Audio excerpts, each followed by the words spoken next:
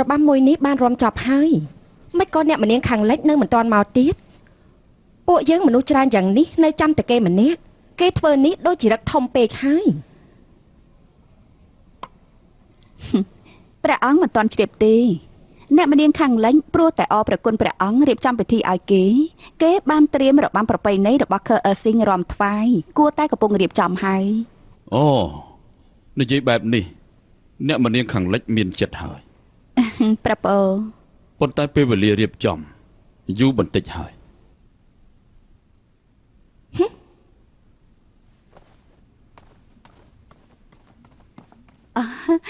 ព្រះអង្គតើទៅអ្នកម្នាងខាងលិចមកហើយ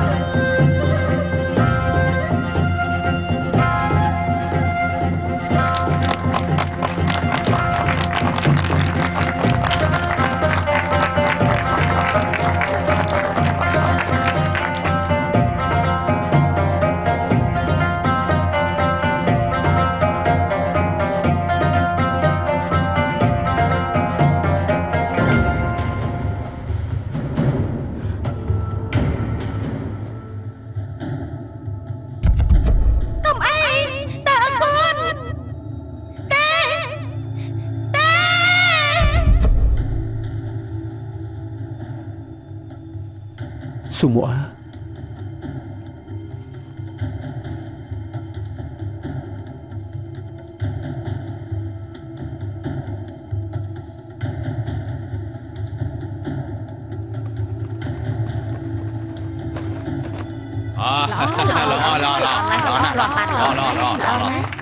lo mẹ lo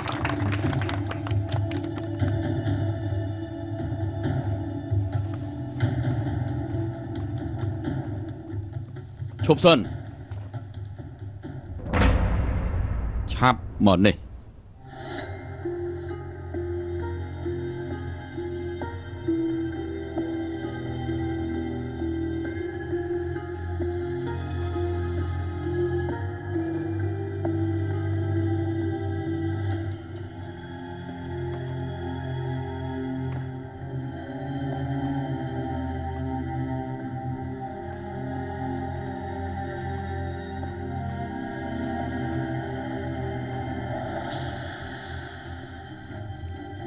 អ្នកម្នាងខាងលិចឈរនៅត្រង់នោះធ្វើអីមកពីមុខយើងមក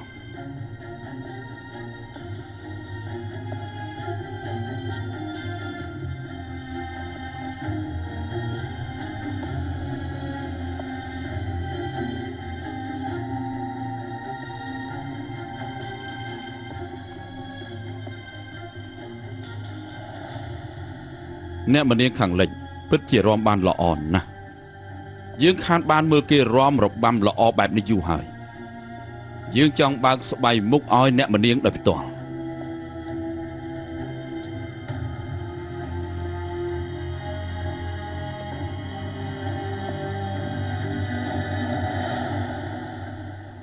ព្រះអង្គ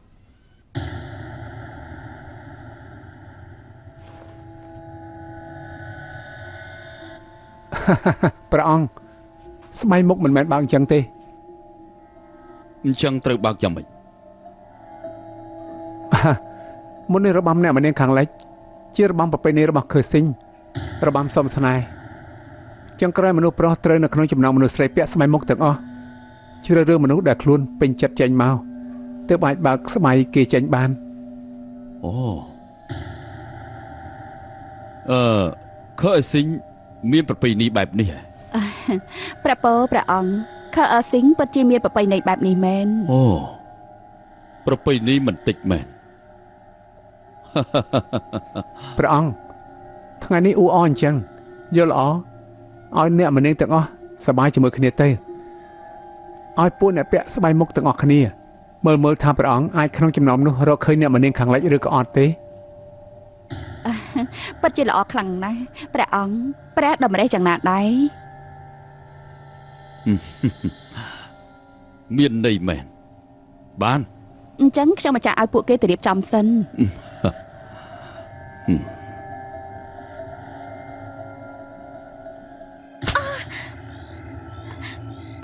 អ្នកម្នាងធំខ្ញុំម្ចាស់ដឹងខុសហើយថ្ងៃក្រោយខ្ញុំម្ចាស់ឡើងហ៊ានទៀតហើយអត់ទេมันអាចមានលើកក្រោយទៀតទេมันអាចទេ លើកនេះទុកថាឯងអាចឆ្លងផុនបើសិនជាថ្ងៃក្រោយម្ចាស់ឯងនៅរឹងរូសទៀនបញ្ចាត់ជីវិតឯងទៅ ព្រះមេខ្ញុំម្ចាស់ប្រកាសជាបំរើអ្នកម្នាងខាងលិចឲ្យបានល្អ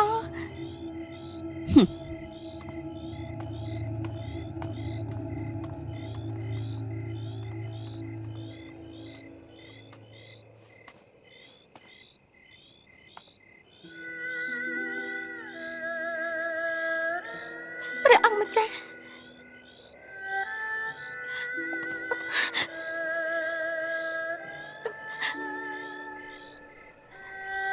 ដឹងថាមិញអូនកំពុងធ្វើអីទេ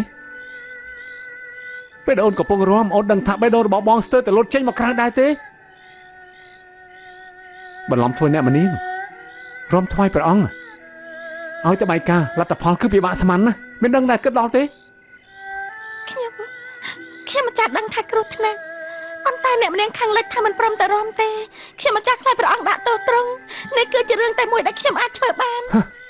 អូនមិនចិត្តគិតដល់អ្នកដទៃតែមិនបានគិតដល់សុវត្ថិភាពខ្លួនឯងទេអី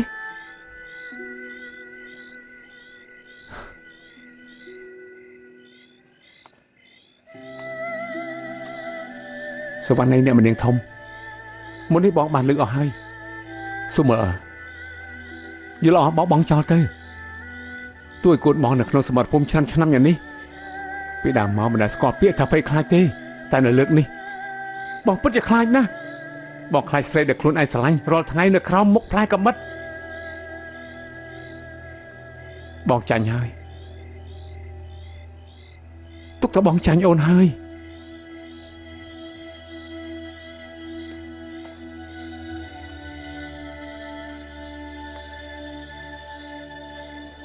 លើកនេះអូនត្រូវតែស្ដាប់សម្ដីបងត្រូវសន្យានឹងបង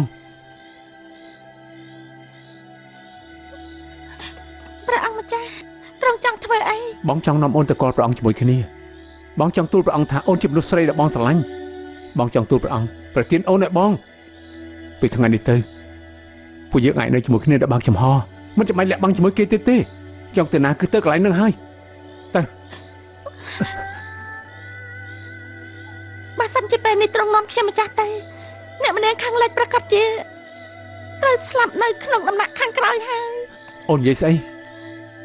ទ្រង់នៅមិនទាន់ដឹងទេពេលទៅនឹងចូលក្នុងវាំងអ្នកម្នាងខាងលិចបានសម្លាប់ខ្លួនគឺខ្ញុំម្ចាស់មិនងាយទេតែអាចជួយសង្គ្រោះអ្នកម្នាងពីផ្លូវស្លាប់មកវិញទ្រង់ដឹងថាហេតុអីអ្នកម្នាងមិនទៅរំថ្វាយព្រះអង្គដែរទេព្រោះថាបំផ្លិចទ្រង់មិនបានអ្នកម្នាងប្រាប់ថាពេលនៅខើអឺស៊ីងអ្នកម្នាងបានរំជាមួយទ្រង់ពេលនោះមក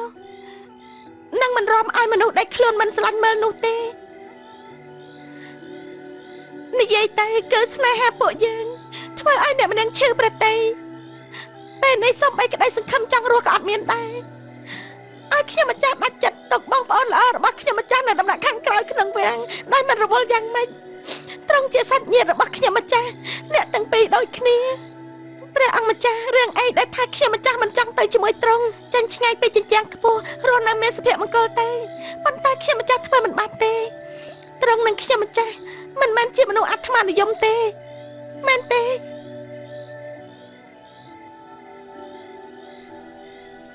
មកពីបងមិនល្អ មកពីបងមិនល្អមិនក៏បីនឹងអូនធ្វើឲ្យអូនរងទុក្ខស៊ូមអើមិនថាយ៉ាងណាទេអូនត្រូវគិតដល់ខ្លួនឯងច្រើនតិចទៅតែដឹងទេព្រះអង្គម្ចាស់ទុកប្រតិចុះខ្ញុំម្ចាស់មើលថែខ្លួនឯងបានល្អនៅមានទៀតពីដើមមកខ្ញុំម្ចាស់មិនបានបន្ទោសត្រង់ទេបានជាដើមមកដល់ថ្ងៃនេះទៅហើយអញ្ចឹងត្រង់ឲ្យខ្ញុំម្ចាស់នៅទីនេះកុំដល់អ្នកម្នាងឆ្លងកាត់ភាពលំបាកទៅឲ្យតែអ្នកម្នាងអាចសម្របនឹងជីវភាពទីនេះលែងមានប្រតិសម្រាប់ខ្លួនទៀតអាចរស់នៅបានស្រួលខ្ញុំម្ចាស់នឹងទៅរកត្រង់នៅក្នុងពេលនោះទោះជាអង្វរក៏ត្រូវអង្វរត្រង់នាំខ្ញុំម្ចាស់ចេញពីទីនេះដែរតើបានទេ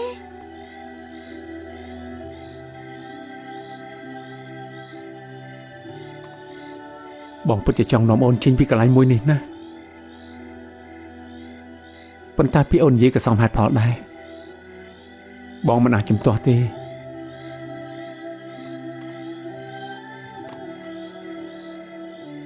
សន្យានឹងបង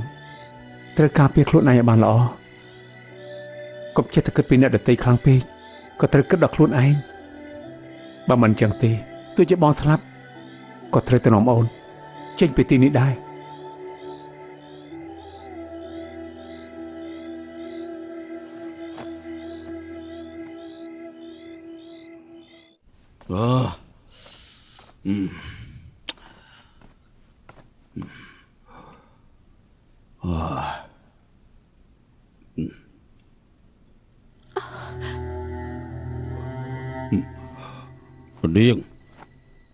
នាងជាស្រីចង្រៃ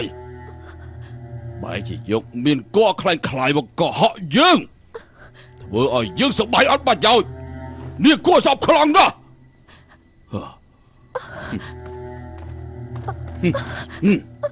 ព្រះអង្គស្រីស្អាតទី1ខើស៊ីងក៏គ្មានអីអស្ចារ្យដែរតាមយើងមើលទៅនាងស្អាតដោយសារតែប្រើម្សៅប៉ុណ្ណោះព្រះអង្គនាងមិនអាចបង្កើតបុត្រឲ្យយើងយកនាងមកធ្វើស្អីហ៎យើងយកនាងមកធ្វើស្អីហ៎ព្រះអង្គ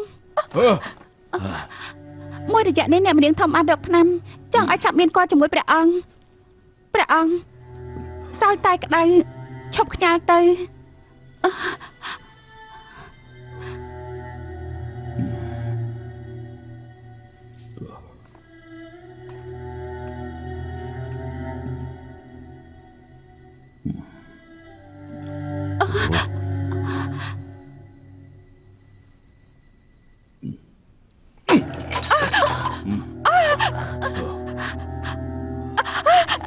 ព្រះអង្គត្រង់ចាំធ្វើអី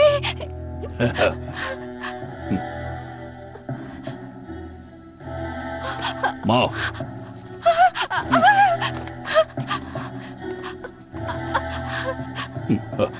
នាងចេញទៅ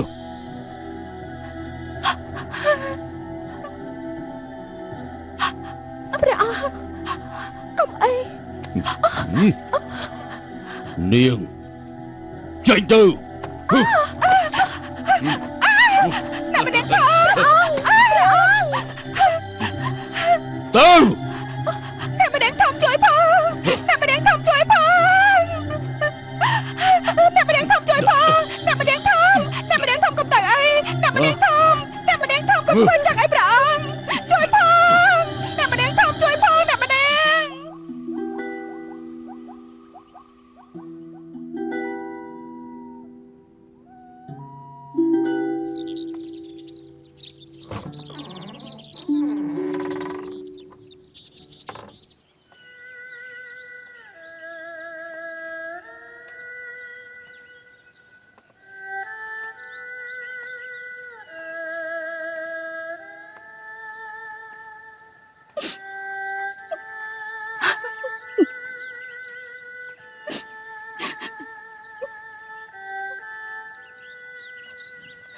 ណកមីងខ្ញុំពិតជាខ្វាក់ភ្នែកមែននឹកឃើញកាលនោះខ្ញុំមិនស្ដាយបោះបង់បងប្អូនល្អរបស់ខ្លួនឯងចោលក៏ចង់តាមបម្រើមកដល់ទីនេះខ្ញុំរកក្រុមមជ្ឈបាយខំប្រឹងជួយតែលទ្ធផលខ្ញុំបានអីមកវិញ សំបីតែអ្នកបំរើផ្ទាល់ខ្លួនក៏ការពារមិនបានហើយធ្វើជាអ្នកម្នាងធំអីទៅត្រង់បែរជាកំសាកយ៉ាងនេះកុំតែមានថ្ងៃណាមួយប្រកាសជាស្លាប់ក៏មានកន្លែងកម្មណកមីងណកមីង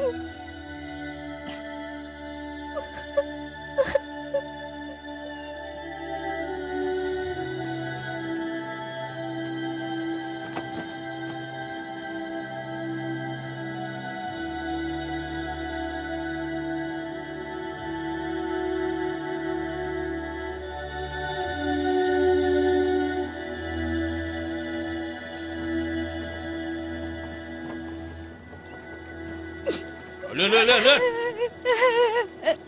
អើលឿនខាងក្រោយមកលឿនមកហើយឈប់ទៅ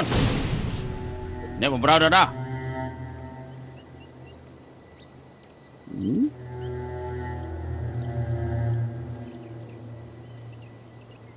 ្ញុំសួរនាង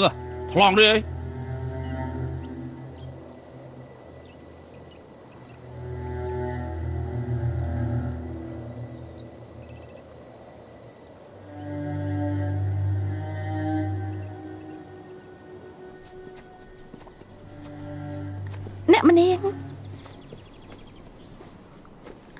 អ្នកម្នាងត្រង់ឆាប់ឡើងសេះទេស៊ូម៉ូអាខ្ញុំចង់ទៅវិញអ្នកម្នាងព្រះអង្គខំចំណាយប្រទេសរៀបចំទាំងអស់នេះឲ្យអ្នកម្នាងមិននឹងអាចថាចង់ទៅវិញបានទេអូអ្នកម្នាងព្រះអង្គយាងមកហើយបន្តិចទៀតធ្វើឲ្យសប្បាយបន្តិចទេឆាប់ឡើងសេះទេមក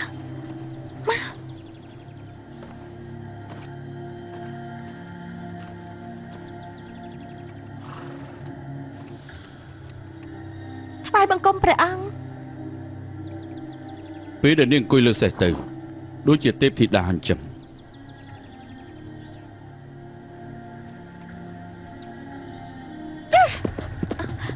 អ្នកម្នាង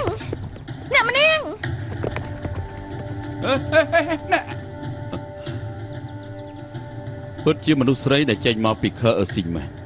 ឡើងជិះសេះភ្លាមក៏មានស្មារតីវិញតែម្ដងអ្នកណាជាអ្នកទៅតាមគេមកវិញខ្ញុំម្ចាស់ទៅចា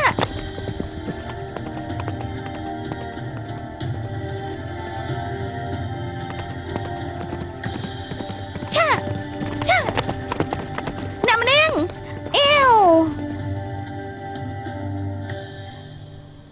អ្នកម្នាងចង់ធ្វើអីហ្នឹង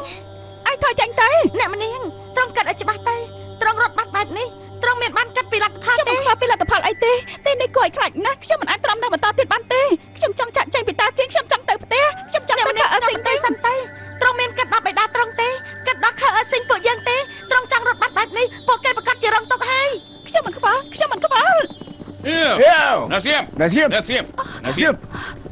ណាសៀមអ្នកម្នាងលើកនេះខ្ញុំម្ចាស់ពិតជាមិនអាចជួយត្រង់បានទេបើជួយទៅជាការធ្វើបាបដល់អ្នកម្នាងសូមព្រះអង្គកុំខ្ញាល់អីទាំងអស់នេះជាកំហុសខ្ញុំម្ចាស់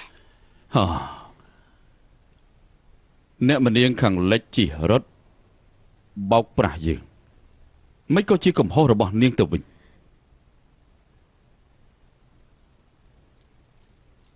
មែនជាកំហុសរបស់ខ្ញុំម្ចាស់គឺខ្ញុំម្ចាស់បង្រៀនអ្នកម្នាងខាងលិចពីក្បាច់ជាសេះម្យ៉ាងរបស់ខើអឺស៊ីងការប៉ັດគិតថាឆ្លៀតឱកាសថ្ងៃនេះបង្ហាញថ្វាយព្រះអង្គតតមិនស្មានថាសេះមិនអាចគ្រប់គ្រងបានធ្វើឲ្យអ្នកម្នាងខាងលិចផ្អើលនេះមានការអត់ធ្មត់មែនយើងបានមើលស្រាលអ្នកបំរើដូចជានាងហើយសូមព្រះអង្គដាក់ទោសខ្ញុំម្ចាស់មកចុះគឺខ្ញុំម្ចាស់ចង់បានគុណសម្បត្តិនៅពីមុខព្រះអង្គទើបធ្វើឲ្យអ្នកម្នាងខាងលិចបង្ហាញពីការជិះសេះថ្ងៃនេះខ្ញុំម្ចាស់សូមរាជទានទោសរំខានដល់ម្ចាស់ទោសនេះមិនមែនតូចទេពីនៃនាងទៅធ្វើទេសកល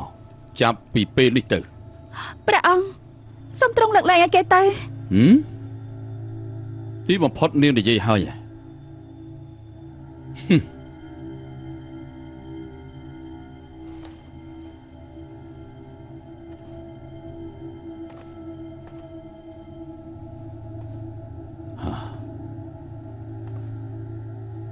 នាងដូចជាបារម្ភពីអ្នកបម្រើដែរតា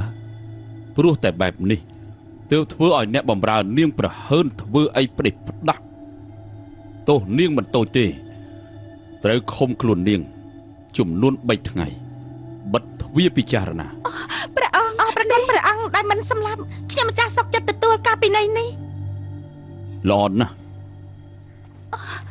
សូមមកអ្នកម្នាងខ្ញុំម្ចាស់សូមវត្តឆាប់អង្វរព្រះអង្គព្រោះតែខ្ញុំម្ចាស់ទៅសូមមកខ្ញុំមិនអាចឲ្យឯងទៅចោលខ្ញុំទេអ្នកម្នាងស្ដាប់ខ្ញុំម្ចាស់សិនគឺខ្ញុំម្ចាស់រឹងរូសប៉ះពាល់ដល់ព្រះអង្គត្រូវតែទទួលពិន័យអ្នកម្នាងត្រូវយកខ្ញុំម្ចាស់ជាគំរូពេលថ្ងៃនេះទេត្រូវតែបម្រើព្រះអង្គដោយប្រុងប្រយ័ត្នមិនអាចឲ្យមានការថាថយទៀតទេសូមអ្នកម្នាងថែប្រកាយឲ្យបានល្អដើរទៅ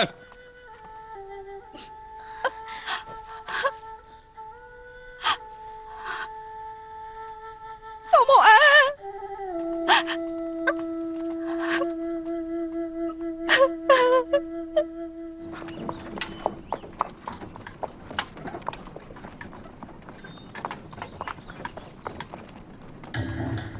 ឈប់សិន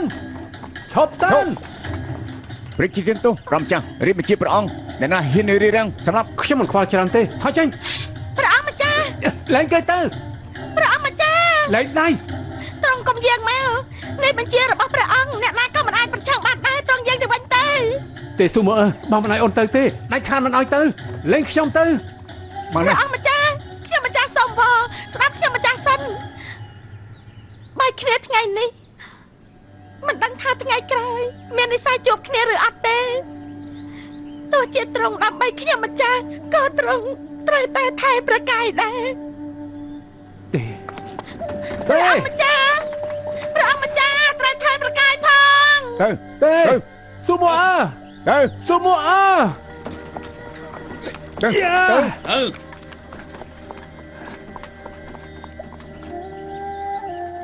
ស៊ូម៉ូ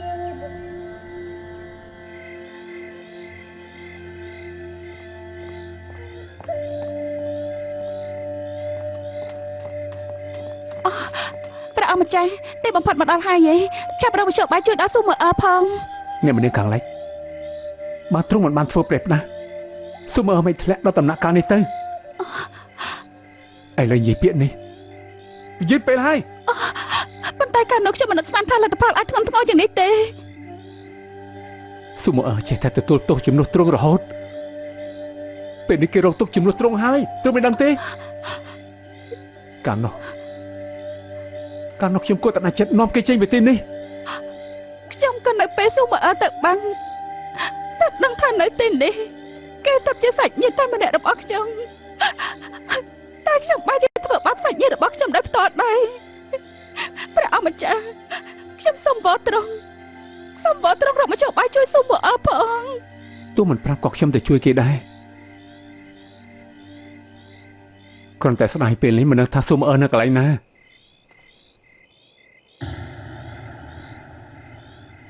ចេះចុះខ្ញុំរកវិធីដើម្បីទៅគាល់ព្រះអង្គសូមវល់ព្រះអង្គឲ្យលើកលែងទោសអញ្ចឹងរឿងនេះពឹងលើត្រង់ហើយមានដំណឹងខ្ញុំមកប្រាប់ទ្រង់ក៏ត្រូវតែប្រយ័ត្នដែរ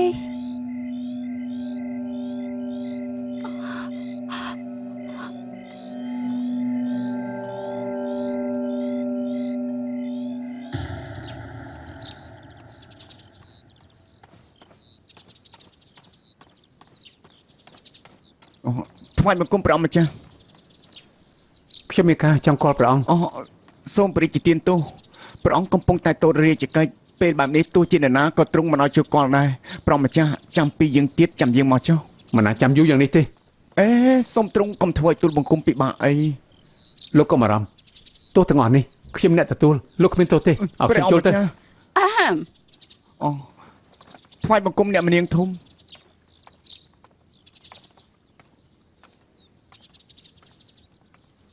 ព្រះអង្គម្ចាស់ចង់ធ្វើអីថ្វាយបង្គំអ្នកមនាងធំសូមទោសផងខ្ញុំមើលរំលងមនុស្សល្អខ្ញុំរវល់ខ្វល់មនុស្សចោលសៀតពេលនេះលែងមាន តជាតិគេទៅណា